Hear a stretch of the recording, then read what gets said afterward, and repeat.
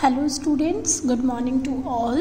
Today we will start our chapter number 1 civics and page number 7. Page number 7 से हम continue करेंगे. Okay students, मैंने आप लोगों को इन प्रीवियस वीडियो यहाँ तक मैंने पेज नंबर 7 के फर्स्ट पैराग्राफ तक कंप्लीट करवा दिया था और मैंने आप लोगों को ये भी बताया था कि हमारी डेमोक्रेसी में सब लोग अपने लीडर्स को चूज़ करते हैं और आफ्टर दैट जो भी रिस्पॉन्सिबिलिटी होती है वो लीडर्स के हाथ में चली जाती है, अथॉरिटी लीडर्स के हाथ में चली जाती है. और कुछ लीडर्स हमारे क्या करते हैं, वो लीडर्स हमेशा अपनी रिस्पॉन्सिबिलिटीज़ को मिसयूज़ करते हैं, अपने राइट्स का मिसयूज़ करते हैं. इसलिए कॉन्स्टिट्यूशन यूजुअली हमें क्या प्रोवाइड करता है, सेफगार्ड प्रोवाइड करता है उनके अगेंस्ट, ताकि कोई भी अपनी अथॉरिटी का मिसयूज़ नहीं कर पाए. ठीक है, ओके. और एक इसका एग्जाम्पल देते हुए एक यहाँ पे डैशबोर्ड दिया हुआ है, यहाँ पे एक एग्जाम्पल दिया हुआ है जिसके थ्रू हम कॉन्स्टिट्यूशन की इस फीचर को समझेंगे. जस्ट लाइक एक यहाँ पे क्लासरूम है और वहाँ पे एक सुरेश नाम का बॉय है जो कि वहाँ उस क्लास का मॉनिटर है. ठीक है, तो वो मॉनिटर है, उसके ऊपर उसे बहुत सारी रिस्पॉन्सिबिलिटी मिली है, बट अलॉन्ग विद दैट वो अपनी अथॉरिटी का, अपने राइट का मिसयूज़ कैसे करता है, वो सारे बाकी बच्चों को इरिटेट करता है. खुद काफ़ी ज़्यादा शरारत होने के बाद भी सारे ब्लेम्स दूसरे स्टूडेंट्स के ऊपर डाल देता है. और जैसे कि आप यहाँ पे देख रहे हैं कि दूसरे बच्चों को वो डांट खिलाता है. ओके, दैट मीन्स कि वो वहाँ पे अपनी सारी अथॉरिटीज़ का मिसयूज़ कर रहा है. Okay, then in democratic society, जैसे अभी यहाँ पे मैंने आपको एक एग्जांपल दिया क्लासरूम का कि मॉनिटर की अथॉरिटी मिलने के बाद वो किस तरह से अपनी अथॉरिटीज़ का मिसयूज़ कर रहा है. जस्ट लाइक दैट हमारी जो डेमोक्रेटिक सोसाइटी होती है, Constitution often lie down rules that regard against the misuse of authority by political leaders. ठीक है, इस सब से हमें क्या सेफगार्ड प्रोवाइड करता है कॉन्स्टिट्यूशन, क्या सेफगार्ड प्रोवाइड करता है. जैसे उसमें जो हमारे पॉलिटिकल पार्टीज़ होती है जो अपने अथॉरिटी का मिसयूज़ करती है उनसे बचाता है. In the case of Indian constitution about which you will read more later in this chapter, many of these laws are contain in the section of fundamental right. और आप आगे अगले चैप्टर्स में यहाँ पे ये भी पढ़ेंगे कि और क्या क्या राइट और लॉज दिए गए हैं हमारे इंडियन कॉन्स्टिट्यूशन में. बट जैसे कि आप सबको याद होगा कि पिछले 7th चैप्टर में हमने चैप्टर 1 में इस क्लास 7th की बुक में हमने एक सिविक्स में डेमोक्रेसी चैप्टर पढ़ा था जिसमें हमने ओम प्रकाश वाल्मीकि की स्टोरी पढ़ी थी. दैट कि किस तरह से उसके साथ बचपन से लेकर ही पार्शलिटीज़ होती थी स्कूल में, जस्ट बिकॉज ही वॉज दलित. क्योंकि वो दलित था तो किस तरह से उसके साथ स्कूल में सारे बच्चे और टीचर्स उसके साथ पार्शलिटी करते थे. You read about how the constitution guaranteed the right to equality to all the person and say that no citizen can be discriminated against on the ground of religion, race, caste, gender and the place of birth. The right to equality is one of the fundamental right guaranteed by the Indian Constitution. That means यहाँ पे क्या बता रहा है कि इसीलिए ये सब बातों को देखते हुए ही कि डिस्क्रिमिनेशंस होते हैं कास्ट को, सोसाइटी को देख करके. ठीक है, ये सब देख करके दलित वगैरह देख करके इन सब के साथ काफ़ी ज़्यादा डिस्क्रिमिनेशन होता है. इसलिए हमारे कॉन्स्टिट्यूशन में एक फंडामेंटल राइट ये भी है, that right to equality. Right to equality that means सबके साथ हमें इक्वल बिहेव करना है, ना कि उनकी कास्ट, रिलीजियस और जेंडर देखकर हम उनके साथ डिस्क्रिमिनेशन करें. Okay students, then turn the page, come to the page 8. यहाँ पे हमने अभी तक कॉन्स्टिट्यूशन के 2 रूल्स पढ़े. That is first one is क्या, कि हम अपनी अथॉरिटीज़ का मिसयूज़ ना करें. अब हम सेकेंड यहाँ पे पढ़ेंगे the another important function that a constitution play in a democracy is to ensure that a dominant group does not use its power against other less powerful people or group. The storyboard below demonstrate one such situation in the classroom. ठीक है, second जो हमारा constitution का rule है या फिर function है, या फिर हम ये बोल सकते हैं कि जैसे हमने स्टार्ट किया था कि हमें कॉन्स्टिट्यूशन कहाँ कहाँ पे नीडेड है. ओके, तो अब ये सेकेंड अनदर इम्पॉर्टेंट फंक्शन है कि हमें कॉन्स्टिट्यूशन की नीड क्यों पड़ती है, क्यों हमारे कंट्री के लिए कॉन्स्टिट्यूशन इम्पॉर्टेंट है। तो सेकेंड इम्पॉर्टेंट ये है कि जो मेजॉरिटी और माइनॉरिटी होती है, ग्रुप्स होते हैं, दैट मीन्स जो हमारे मेजॉरिटी ग्रुप के लोग होते हैं वो माइनॉरिटी वालों के ऊपर डोमिनेंस करते हैं, उनके ऊपर डोमिनेंट अपने पावरफुल का मिसयूज़ करके, अपने पावर्स का मिसयूज़ करके जो लेस पावरफुल पीपल होते हैं, जो माइनॉरिटी लोग होते हैं, उनके ऊपर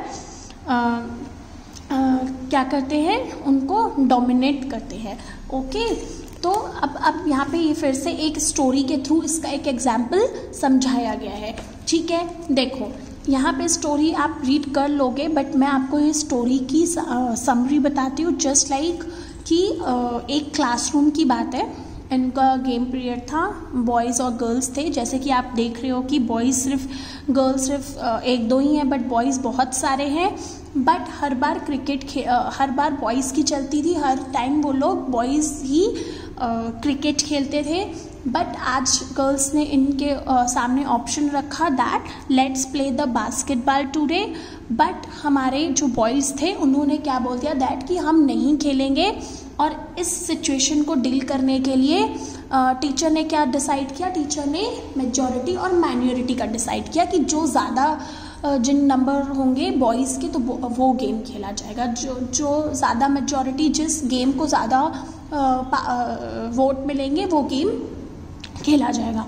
तो ऑब्वियसली अगर बॉयज़ ज़्यादा है तो हर बार बॉयज़ की ही क्लास में चलेगी, because number of girls are less in the classroom. ठीक है, तो इससे हमारी जो गर्ल्स हैं वो ज़्यादा परेशान हो गई और वो ये सोचने लगी कि ऐसे तो अगर मेजॉरिटी के हाथ में डिसीजन होगा तो ऑलवेज़ हमेशा बॉयज़ ही के अकॉर्डिंग गेम खेलने पड़ेंगे। क्या मैम इसका कोई और तरीका नहीं है?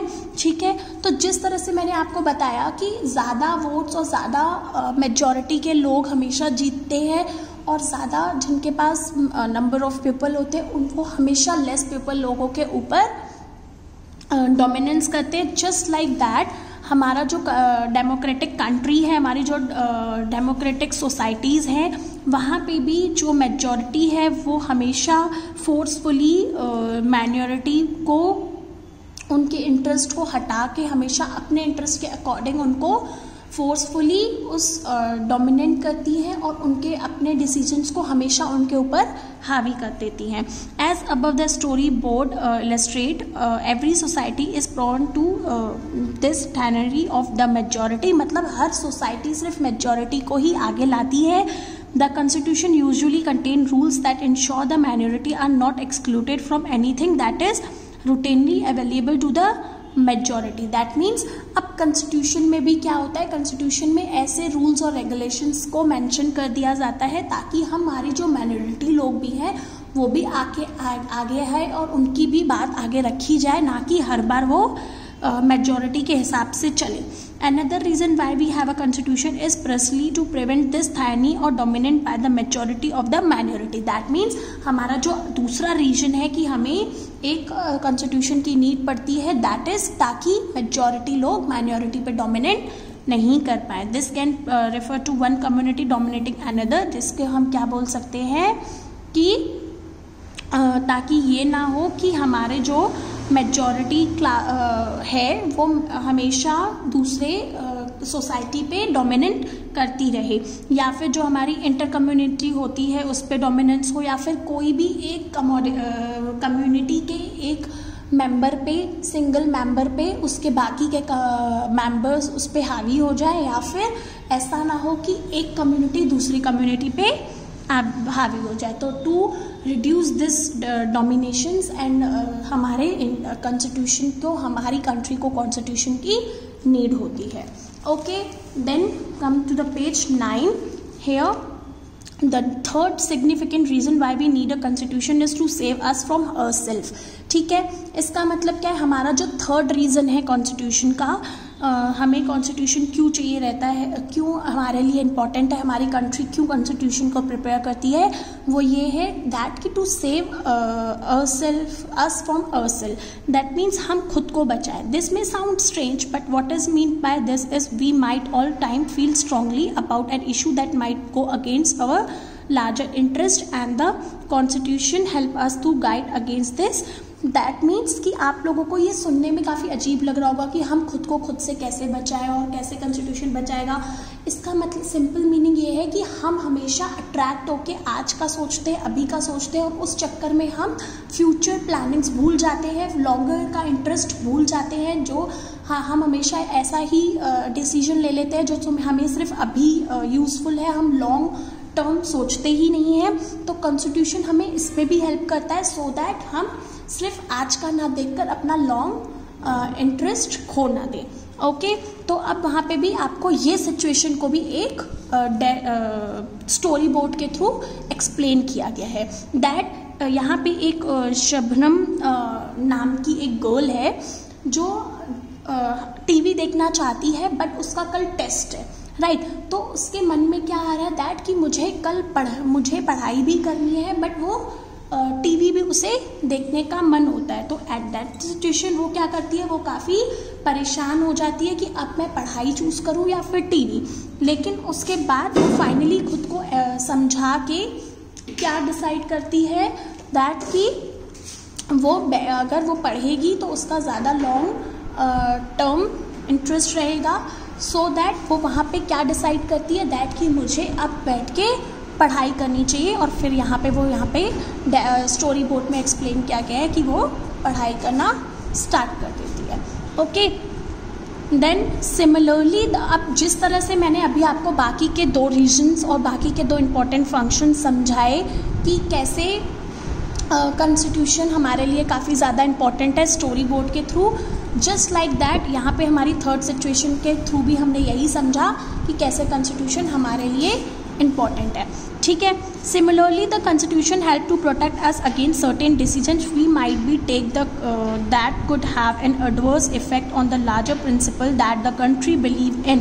दैट मीन्स उसी की तरह हमारा कॉन्स्टिट्यूशन हमें कैसे प्रोटेक्ट करता है हमारे खुद के डिसीजन से, जो अभी तो हम ले लेते हैं एक्साइटेड होके, लेकिन हम आगे लॉन्गर पीरियड का नहीं सोचते, तो उसमें हमारा कॉन्स्टिट्यूशन हमारी हेल्प करता है। For example, it is possible that many people who live in a democracy might come to the strong feeling that political parties has become so acrimonious that we need a strong dictator to set this right. Swept by this emotion, they may not realize that in the long run, dictatorial rule goes against all their interest.